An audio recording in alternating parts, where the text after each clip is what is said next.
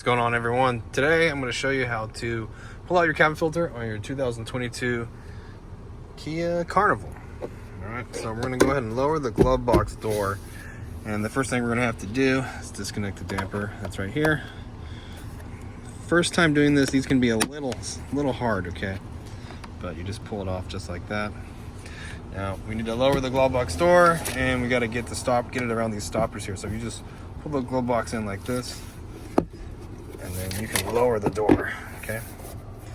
Now with the door lowered, you're gonna take this cover off here. Now you're gonna squeeze these clips here, and you can take the door off, okay? There's our filter there. Just note airflow. When you get your new filter, then you put the new one in just like this one, okay? So I don't actually have a new filter. We're gonna have to order this one, but if you need one, I'm gonna leave the link for it, or a link for it, in the description box. It's gonna give you the part number, and it'll take you to Amazon if you want to buy a new filter. So check that out. So we'll go ahead and order this one, but until then, we'll reinstall this guy just like we took it out.